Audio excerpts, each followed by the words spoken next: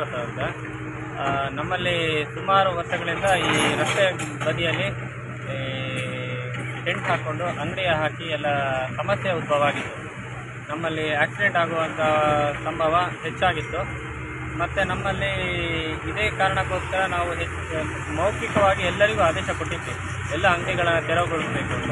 ಮತ್ತು ಈ ಪಂಚಾಯತಿಯವ್ರ ಸಹಿತ ಈ ರೀಸೆಂಟಾಗಿ ಪಂಚಾಯತಿಯವರು ಅದ್ರ ಬಗ್ಗೆ ಒಂದು ಆದೇಶನ ಹೊರಡಿಸಿ ನಮ್ಮ ಇಲಾಖೆ ಮತ್ತು ಪಂಚಾಯತಿಯವರ ವತಿಯಿಂದ ಪಾರ್ಟಿಕಲ್ವರೆಗೆ ಅಂಗಡಿಗಳನ್ನ ತೆರವುಗೊಳಿಸಿದ್ವಿ. ಅದಾದಮೇಲೆ ಇಲ್ಲಿ ಅಂಗಡಿ ತೆರವುಗೊಳಿಸಲಿಕ್ಕೆ ಇಲ್ಲಿಂದ ವಿರೋಧ ವ್ಯಕ್ತವಾಗಿತ್ತು. ಅದಕ್ಕೆ ಸಂಬಂಧಪಟ್ಟ ಹಾಗೆ ನಾವು ಮೌಖಿಕವಾಗಿ ಇವರಿಗೆ ಪುನಃ ತಿಳಿಸಿದ್ರು, ಇವರು ತೆಗೆದಿರಲಿಲ್ಲ ಅಂಗಡಿಗಳನ್ನ. ಇತ್ತೀಚೆಗೆ ನಿನ್ನೆ ನಮ್ಮಲ್ಲಿ ಒಂದು ಆಕ್ಸಿಡೆಂಟ್ ಆಗಿ ಒಬ್ಬರು ಡೆತ್ ಆಗಿದೆ, 7 ಜನಕ್ಕೆ ಗಂಭೀರ ಆಗಿದೆ. ಆ ಪರಿಸ್ಥಿತಿನ ಮನಗೊಂಡು ನಮ್ಮ ಜಿಲ್ಲಾಡಳಿತ, ನಮ್ಮ ಇಲಾಖೆ, ರೆವಿನ್ಯೂ ಇಲಾಖೆ, ಪೊಲೀಸ್ ಇಲಾಖೆಯವರ ಉಸ್ತುವಾರಿಯಲ್ಲಿ ಅಂಗಡಿಗಳನ್ನ ತೆರವುಗೊಳಿಸಿದ್ದೀವಿ. ಮತ್ತು ಈ ನಮ್ಮ ರಸ್ತೆ ಬದಿಯ ಡ್ರೈನ್ಗಳನ್ನ ಎಲ್ಲದನ್ನು ಬಂದ್ ಮಾಡಿದರು.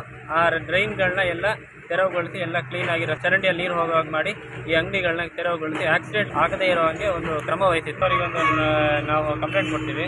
ಯಾವುದೇ ಒಂದು ನಮ್ಮ ಮತ್ತು ಪಂಚಾಯತಿಯವರಿಗೆ ನೋಟಿಸ್ ಕೊಡ್ತೀವಿ, ಯಾವುದೇ ಅಂಗಡಿಗಳು ಇನ್ನು ಪುನಃ ಇಲ್ಲಿ ತಲೆ ಎತ್ತದಂತೆ ಕ್ರಮ ವಹಿಸಬೇಕು ಅಂತ ನಾವು ಕ್ರಮ ವಹಿಸ್ತೀವಿ. ಮತ್ತು ಪೊಲೀಸ್ ಇಲಾಖೆ ಮತ್ತು ಸ್ಥಳೀಯ ಪಡೆಯಿಂದಲೂ ಕ್ರಮ. ನನ್ನ ಹೆಸರು ಶಿವಪ್ಪ ಪೂಜಾರಿ ಅಂತ. ನಾವೊಂದು 8 ವರ್ಷದಿಂದ ಇಲ್ಲಿ ಬೀದಿ ನಮ್ಗೆ ಏನೇ ಉದ್ಯೋಗ ಇಲ್ಲ ಅಂತ ನಮ್ಮ ಇದನ್ನು ನಮ್ಮ ಫ್ಯಾಮಿಲಿ ಮೇಂಟೈನ್ ಮಾಡಲಿಕ್ಕೆ ಅಂತ ನಾನೊಂದು ಬೀದಿ ವ್ಯಾಪಾರ ಸ್ಟಾರ್ಟ್ ಮಾಡಿದ್ದೇನೆ. ಒಳ್ಳೆತನದಿಂದ ನಡೀತಿತ್ತು. ನಮ್ಮಿಂದ 4 ಜನರಿಗೆ ಉಪಕಾರ ಅಲ್ಲದೆ ಉಪದ್ರ ಇನ್ನೂ ಇಷ್ಟವರೆಗೆ ಆಗ್ತಿರಲಿಲ್ಲ. ಈಗ ಮೊನ್ನೆ ಒಂದು ಏಕಾಏಕಿ ಏನೋ ಇಲ್ಲಿ ಒಂದು ಆಕ್ಸಿಡೆಂಟ್ ಆಯಿತು ಅಂತೇಳಿ ನಮ್ಮ ಧರ್ಮಸ್ಥಳದಿಂದ ಇಲ್ಲಿ ವಿಶ್ರಾಂತಿವರೆಗೆ ಎಲ್ಲ ಬೀದಿ ಬದಿಯನ್ನು ಸಡನ್ ಏಕಾಏಕಿಯಾಗಿ ಬೆಳಿಗ್ಗೆ ಬಂದು ಸಂಜೆ ಘಟನೆ ನಡೆದಿದೆ. ಬೆಳಿಗ್ಗೆ 6 ಗಂಟೆಗೆ JCB ಬಂದು ಅಧಿಕಾರಿಗಳನ್ನೆಲ್ಲ ನಿಲ್ಲಿಸಿ ನಮ್ಮ ಹೊಟ್ಟೆ ಪಾಡಿಗಾಗಿ ನಾವು ಮಾಡ್ತಿರುವ ಈ ಇದು ಅಂಗಡಿಗಳನ್ನೆಲ್ಲ ಎಲ್ಲ ನೆಲಸಮ ಮಾಡಿಬಿಟ್ಟಿದ್ದಾರೆ ನೋಡಿ ಸರ್. ಇನ್ನೂ ನಮಗೆ ಅದಕ್ಕೆ ಈಗ ನಮಗೆ ಪರಿಹಾರವೇ ಇಲ್ಲ. ನಮಗೆ ನಮ್ಮ ಇದು ಫ್ಯಾಮಿಲಿಯನ್ನು ಮೇಂಟೈನ್ ಮಾಡಲಿಕ್ಕೆ ನಮಗೆ ಬೇರೆ ಯಾವುದೇ ಇದು ಉಪಾಯ ಇಲ್ಲ. ಅನ್ಯಾಯವಾಗಿ ಇಂಥ ಬೀದಿ ವ್ಯಾಪಾರವನ್ನು ದುರುದ್ದೇಶದಿಂದ ಬೇಕಂತೇಳಿ ಅವರಿಗೆ ಅಧಿಕಾರ ಉಂಟಂತೇಳಿ ನಮ್ಮನ್ನು ಬೀದಿ ಬದಿಗೆ ತಳ್ಳಿದ್ದಾರೆ. ಏನಾದರೂ ಪರಿಹಾರ ಆದರೂ ಕೊಡಬೇಕು, ಇಲ್ಲಂದರೆ ಪರಿಹಾರ ವ್ಯವಸ್ಥೆಯನ್ನಾದರೂ ಕೊಡಬೇಕು. ಒಂದು 30-35 ಫ್ಯಾಮಿಲಿಯವರು ಇಲ್ಲಿ ನಾವು ವ್ಯಾಪಾರ ಮಾಡ್ತಿದ್ದೇವೆ. ಅದರಲ್ಲಿ ಕೆಲಸ ಮಾಡೋರು ಸೆಟ್ಟು ಒಂದು 125-130 ಜನ ಇದ್ದಾರೆ. ಅನ್ಯಾಯ. ಯಾರಿಗೆ ಅಧಿಕಾರ ಇರಲಿ, ಆ ಅಧಿಕಾರ ಇರೋದವರು ಒಂದು ಸ್ವಲ್ಪ ಕರುಣೆ ಆದರೂ ತೋರಿಸಬೇಕು. ಇಂಥ ನೀಚ ಕೆಲಸ ಮಾಡಿದ ಇವರಿಗೆ ದೇವರ ಖಂಡಿತ ಒಳ್ಳೆಯದು ಮಾಡೋದಿಲ್ಲ. ಅದು 100ಕ್ಕೆ 100 ಸತ್ಯ. ಮಂಜುನಾಥ ಧರ್ಮಸ್ಥಳ ಇದ್ದರೆ ಅವರಿಗೆ ಸರಿಯಾದ ನಾನು ಔಷಧ ಅಂತ ಹೇಳಿ ನಾನು 10-15 ವರ್ಷದಿಂದ ಇಲ್ಲಿ ಬೀದಿ ವ್ಯಾಪಾರವನ್ನು ಮಾಡ್ತಾ ಇದ್ದೇನೆ. ನೋಡಿ, ಒಂದು ಮುನ್ಸೂಚನೆಯನ್ನು ನೀಡದೆ ಒಂದು ವಾರದ ಟೈಮ್ ಕೂಡ ಕೊಡದೆ ಏನೂ ಇಲ್ಲದೆ ಬೆಳಿಗ್ಗೆ 6 ಗಂಟೆಗೆ ಬಂದು JCB ಮತ್ತು ನಿಮ್ಮ ಇಟಾಚಿಗಳನ್ನೆಲ್ಲ ತಂದು ದಬ್ಬಾಳಿಕೆಯಿಂದ ಒಂದು ಮುನ್ಸೂಚನೆ ನೀಡದೆ ಏಕಾಏಕಿಯಾಗಿ ಎಲ್ಲವನ್ನು ಹುಡಿ ಮಾಡಿ ಹಾಕಿದ್ದಾರೆ. ನೋಡಿ, ಇದು ಏನಂತ ಹೇಳಿದ್ರೆ, ಇದು ಕೇವಲ ಒಂದು 25-30 ಮಂದಿ ಅಂಗಡಿ ಇಟ್ಟಿರ್ಬೋದು.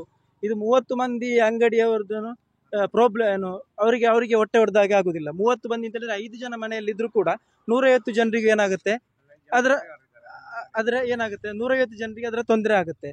ಮತ್ತೆ ಏನಂತ ಹೇಳಿದ್ರೆ, ಒಂದು ನೋಡಿ, ಇಲ್ಲಿ ಬೀದಿ ಬದಿಯಲ್ಲಿ ವ್ಯಾಪಾರ ಮಾಡೋರು ಯಾರು ಹೇಳಿ, ಇಲ್ಲಿ ಉದ್ಯೋಗ ಇಲ್ಲದವರು ನಿರುದ್ಯೋಗಸ್ಥರು ಅಲ್ವಾ. ಈಗ ನಿರುದ್ಯೋಗಸ್ಥರಿಗೆ ಒಂದು ಇದು ಕೂಡ ಪರ್ಯಾಯ ವ್ಯವಸ್ಥೆಯನ್ನು ಕೂಡ ಮಾಡದೆ ಇದನ್ನು ಏಕಾಏಕಿ ನಿರ್ಧಾರವನ್ನು ತೆಗೆದುಕೊಂಡದ್ದು ಮತ್ತು ಇದನ್ನೆಲ್ಲ ಡೆಮಾಲಿಷ್ ಮಾಡಿದ್ದನ್ನು ನಾವು ಖಂಡಿತವಾಗಿ ಖಂಡಿಸ್ತಾ ಇದ್ದೇವೆ. ಇದನ್ನು ನಾವು ಬೀದಿ ವ್ಯಾಪಾರಸ್ಥರು ಎಲ್ಲರೂ ಸೇರಿ ಇದನ್ನು ಖಂಡಿತವಾಗ್ಲೂ ಪ್ರತಿಭಟನೆ ಮಾಡಿಯೇ ಮಾಡ್ತೇವೆ. ಏನು ಬೇಕಾದ್ರೆ ಮಾಡಿ, ನೀವು JCBಯನ್ನು ತನ್ನಿ, ಪೊಲೀಸರನ್ನು ತನ್ನಿ, ಏನು ಮಾಡಿದ್ರು ಕೂಡ ನೀವು ನಮ್ಮನ್ನೇನು ಪೆಂಡಲ್ ಹಾಕ್ಲಿಕ್ಕೆ ಬಿಡ್ಲಿಕ್ಕಿಲ್ಲ. ನಾವು ಗಾಡಿಯನ್ನು ಇಟ್ಟಾದ್ರೂ ಇಲ್ಲಿ ವ್ಯಾಪಾರ ಮಾಡಿಯೇ ಮಾಡ್ತೀವಿ. ಇಲ್ಲಾಂದ್ರೆ ನಮ್ಗೆ ನೀವು ಕೆಲಸ ಕೊಡಿ, ಇಲ್ಲ ನೀವು ಸರ್ಕಾರದ ವ್ಯವಸ್ಥೆ ಮಾಡಿ ನಮ್ಗೆ, ಇಲ್ಲಾಂದ್ರೆ ಪರ್ಯಾಯ ವ್ಯವಸ್ಥೆಯನ್ನು ಮಾಡಿ. ನೀವು ನೋಡಿ, ಪರ್ಯಾಯ ವ್ಯವಸ್ಥೆ ಅಂತ ಹೇಳಿದ್ರೆ ಎಲ್ಲಿ ಜನ ಸೇರದಲ್ಲಿ ನೀವು ಜನ ಇರುವುದಿಲ್ಲ, ಗಾಡಿ ಬರುವುದಿಲ್ಲ, ಯಾರು ಇಲ್ಲದಲ್ಲಿ ನೀವು ಮೀನು ವ್ಯಾಪಾರ ಮಾಡಿದಾಗೆ ನಮ್ಗೆ ಆ ತರ ಇದು ವ್ಯವಸ್ಥೆ ಮಾಡೋದಲ್ಲ. ಎಲ್ಲಿ ಜನ ಸೇರ್ತಾರೋ ಅಲ್ಲಿ ಬೀದಿ ವ್ಯಾಪಾರ, ಆ ತರ ವ್ಯವಸ್ಥೆ ಮಾಡಿದ್ರೆ ನಾವು ಖಂಡಿತವಾಗಿ ಅಲ್ಲಿ ವ್ಯಾಪಾರ ಮಾಡ್ಲಿಕ್ಕೆ ತಯಾರಿದ್ದೇವೆ. ಇಲ್ಲ ಅಂತ ಹೇಳಿದ್ರೆ ಇದೇ ಪ್ಲೇಸ್ ಅಲ್ಲಿ, ಇದೇ ಡೆಮಾಲಿಷ್ ಮಾಡಿದ ಸ್ಥಳದಲ್ಲಿ ನಾವು ಖಂಡಿತವಾಗಿ ವ್ಯಾಪಾರ ಮಾಡಿಯೇ ಮಾಡ್ತೀವಿ. ಇಲ್ಲಾಂದ್ರೆ ನೀವು ಏನು ಕೊಡಿ, ನಮ್ಗೆ ಪರ್ಯಾಯ ವ್ಯವಸ್ಥೆ ಮಾಡಿಕೊಡಿ. ನೋಡಿ, ಇಷ್ಟೆಲ್ಲ ನಷ್ಟ ಆಗಿದಲ್ಲ, ಇದಕ್ಕೆ ಯಾರು ಅವನೇ?